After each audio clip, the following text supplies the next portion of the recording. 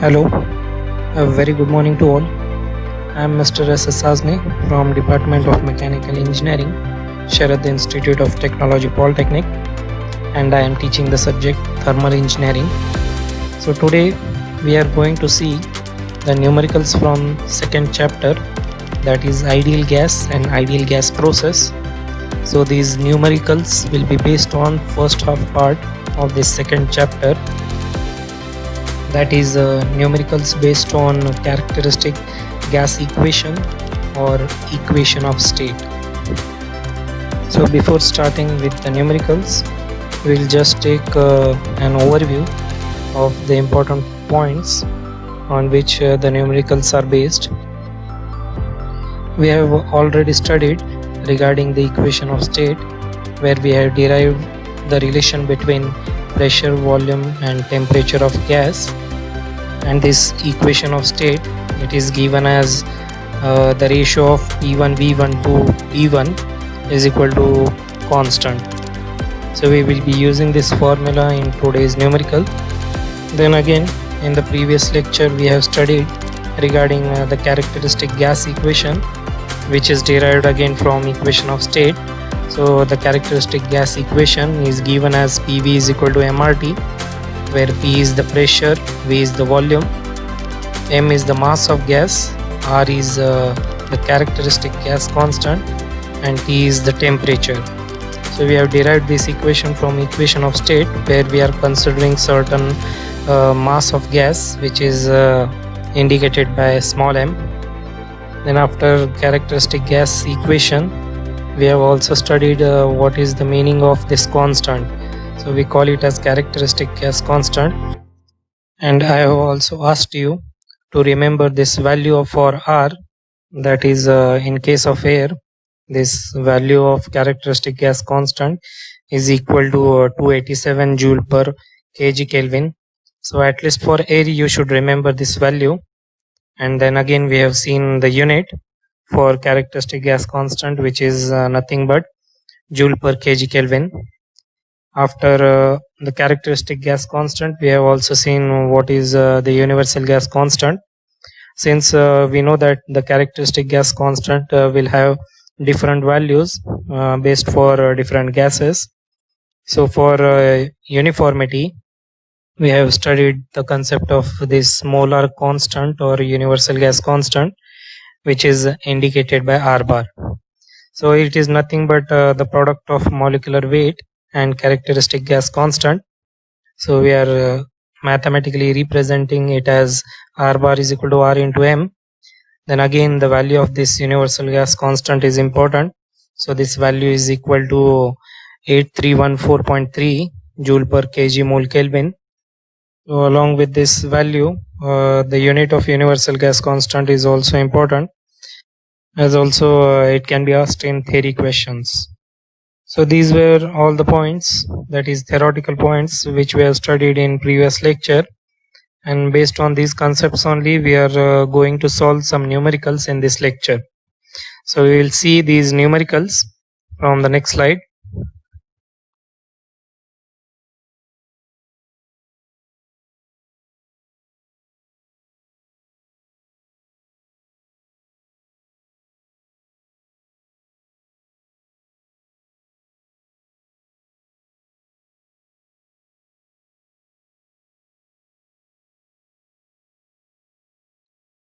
Okay, now let's start with the numerical. So we are having a very simple question, that is calculate the characteristic gas constant for CO2 gas and assume standard value of universal gas constant. So there are two parameters which are given in the question. One is the characteristic gas constant and the other one is a universal gas constant. So definitely from this you should understand that we are going to use the relation between these both terms, that is characteristic gas constant and universal gas constant, and the relation in between them we have already studied in our previous lecture, which is nothing but R bar is equal to R into M, where R bar is the universal gas constant, R is the characteristic gas constant, and M is the molecular mass of that substance. So first we have to calculate what is the molecular mass or molecular weight for CO2 gas, and then we will be able to calculate the characteristic gas constant. So for calculating the molecular mass of CO2 gas, we should consider every element in this CO2 gas. That is, we should consider carbon and oxygen, and the molecular mass of carbon is equal to 12, whereas in case of oxygen the molecular mass is 32. So we are going to add both these values so that we will get the molecular mass of CO2 gas. So the molecular mass for CO2 gas will be 12 plus 32, and that is equal to 44. Now, as in the question they have said that we have to assume the standard value of universal gas constant. So again, it is necessary that you are knowing this value, because in the question they have not given this value. So the standard value is 8314 joule per kg mole Kelvin. So again, we have also seen this value in the previous lecture, where I have told you that in theoretical question also they might be asking the definition of universal gas constant as well as the unit and the standard value for this universal gas constant. So you should remember this value. Then for calculating the characteristic gas constant, as we are now having both the values, that is the molecular masses that we have already calculated and the standard value of universal gas constant. So by substituting both these values in the given formula, we will be getting the value of characteristic gas constant equal to about 188.95 joule per kg Kelvin. So this was a very simple example, and such questions will be not asked in the exam, but we have taken this example so that you can understand that what is the need of remembering the value of universal gas constant, or how to calculate the molecular mass for any given gas. Now we will see the next numerical. So we are having here numerical. A vessel of capacity 5 cubic meters contains 20 kg of an ideal gas having molecular mass of 25. If the temperature of gas is 15 degrees Celsius, find its pressure. Again, take value of R bar is equal to 8314 joule per kg mole Kelvin. So in this example they have given the value of universal gas constant. In the question they have asked us to determine the pressure of the gas. So first we will note down what all parameters they have given. So the given data is as follows. They have first given the capacity, that is 5 cubic meter, which is nothing but the volume, so it is 5 meter cube. Then again they have given the mass of gas, and that is equal to 20 kg. So we will be taking m is equal to 20 kg. Again we are also having molecular mass, which is equal to 25. So here we are going to denote the molecular mass by capital M, and the mass of gas, which is given equal to 20 kg, we will be denoting it by small m, so there will be no any confusion while substituting the values of same. Again we are having temperature of the gas, which is 15 degrees Celsius, so we are converting this value of temperature into its SI unit. So this 15 degrees Celsius we will add 273 to this value, so that the temperature we will obtain in Kelvin, and that will be equal to 288 Kelvin.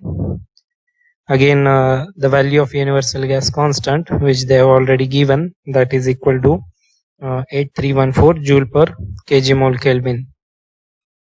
Now as we have noted all the data given in the question, we should now think which formula we are supposed to be using so that we can calculate the value of pressure. So with the available data, it is clear that we should go for the equation of characteristic gas equation, that is PV is equal to MRT, because we are already having mass, volume, temperature. Just the unknown parameter will be pressure and characteristic gas constant.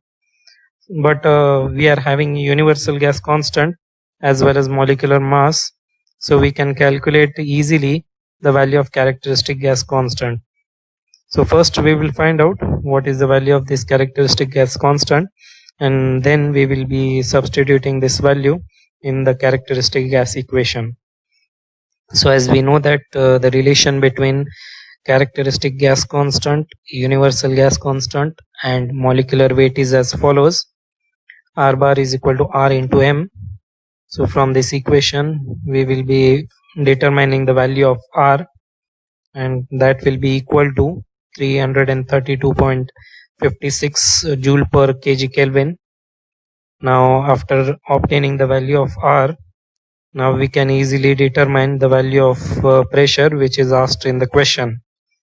So the characteristic gas equation, it is nothing but PV is equal to MRT. Just taking the volume on right hand side and substituting all the given values in this equation, we will be getting the value of pressure. So the pressure will be equal to 3.83 into 10 raised to 5 Newton per meter square. So we are having this value of pressure in SI unit, but if we want to determine this pressure in bar, then we already know the relationship between bar and Newton per meter square. So 1 bar is equal to 10 raised to 5 Newton per meter square.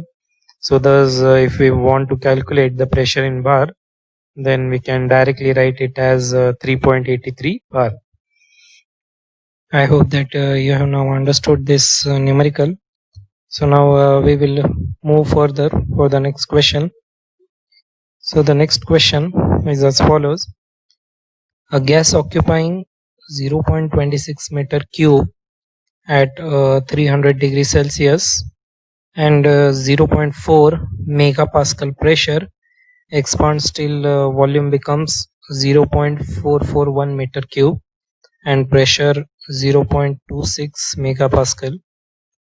Calculate the change in internal energy per kg of gas, and also they have given the value of CV equal to 0.71 kilojoule per kg Kelvin. So we are taking this numerical particularly for understanding several units for pressure, as well as what is this concept of CV. So up till now we have studied or in the previous numericals we have taken the values of pressure either in bar or Newton per meter square. So in this numerical, as the pressure is given in megapascal, so we should know how to convert this megapascal into SI unit, that is Newton per meter square. The first thing that I would like to clear, that is 1 Pascal, it is equal to 1 Newton per meter square. Okay, this is important thing, that 1 Pascal is nothing but 1 Newton per meter square.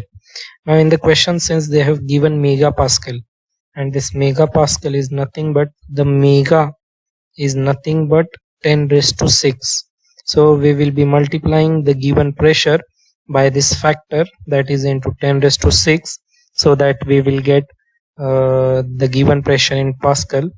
And if we are converting it into Newton per meter square, then that value will be nothing but equal to the given pressure into 10 raised to 6 Newton per meter square.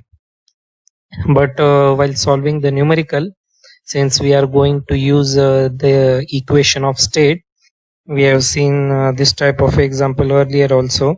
So while taking the ratio, there is not any necessary for these conversions, because while taking the ratio, both the parameters or the factors which we are using for this conversion, they will be get cancelled. So while solving this numerical, we are not converting this factor, that is the pressure, into its SI unit, and thus we will keep the values as it is. So now let's see what are the given parameters. So they have given the initial volume, so we will call it as V1, which is equal to 0.26 meter cube. Then again we are having initial pressure, that is P1, which is equal to 0.4 megapascal, So we can even write this as equal to 0.4 into 10 raised to 6 Newton per meter square. And then again we are having initial temperature that is equal to T1, and the temperature is given in degree Celsius. So we will be converting this 300 degrees Celsius into Kelvin. So after adding 273, we will be getting this temperature equal to about 573 Kelvin. Then again we are also having final volume, that is V2 is equal to 0.441 meter cube. Then again final pressure P2 is equal to 0.26 megapascal. So these were all the values given in the question. Here we are having one unknown parameter, that is nothing but temperature, final temperature, that is T2. So we have to calculate this parameter. Again they have asked to calculate the change in internal energy per kg of gas, and for this purpose they have given the value of Cv, which we call it as specific heat at constant volume, and it is equal to 0.71 kilojoule per kg Kelvin. This specific heat is defined as the amount of heat per unit mass required to raise the temperature by 1 degree Celsius. So we will be using this value. So this calculation part of internal energy, we are going to see this in further part from this chapter, but since we are having this part in numerical, we will just see what is the formula for calculating the change in internal energy. So let's solve this question. So first we will calculate the unknown temperature, that is T2, because we are requiring this value for determining the change in internal energy. So to calculate this value of T2, we are going to use the equation of state, that is P1 V1 divided by T1 is equal to P2 V2 divided by T2. Then we will substitute all the given values in this equation. So you can see in the slide, pressure P1, that is 0.4 multiplied by 0.26 divided by initial temperature, that is 573. So these are the initial conditions of the gas. We are equating this with the final conditions. So this will be equal to 0.26, which is P2, multiplied by final volume 0.441 and divided by the final unknown temperature, which we are supposed to calculate. So after calculations, you will be getting the value of temperature. It will be equal to about 631.73 Kelvin. So I request you to do these calculations and check whether you are getting the same answer. Now once we are getting the value of T2, we will calculate the change in internal energy. So for calculating this internal energy change, we are having formula, that is mc delta T. So now here again a question will arise that what value we are supposed to consider for mass.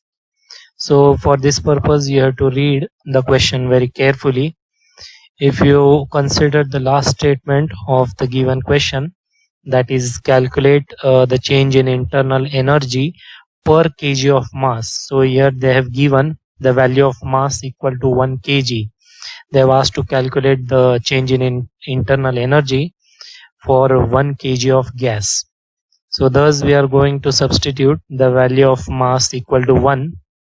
Again we are having the specific heat value equal to 0.71, and this delta T, it is nothing but the change in temperature. So we are going to take T2 minus T1 as delta T. So T2 already we have calculated in earlier step. So we will be subtracting this value from T1. So we will multiply this temperature difference with the mass and specific heat values, and after this calculation, finally we will be getting this answer, that is change in internal energy it will be equal to 41.70 kilojoule per kg. So these were the numericals from whatever the theoretical points we have studied up till now. From the next lecture, we will be starting with the remaining half part of this chapter, which will include several ideal gas processes such as isobaric process, isochoric process, or isothermal, isentropic, and polytropic process. All these processes are very important from exam point of view, because definitely there is one question related with this ideal gas process in every MSBT paper. Along with the meaning of all these process, we are also supposed to understand how to represent these process on the pressure versus volume, as well as temperature versus entropy, which we call it as simply PV and TS diagram. So we have to study all these points in the remaining part of this chapter. And again, for all these process, we are also going to see the numericals for each and every process. So we will stop here for today, and then continue with the remaining half part from the next lecture. So till then, thank you very much, and also stay safe, stay home.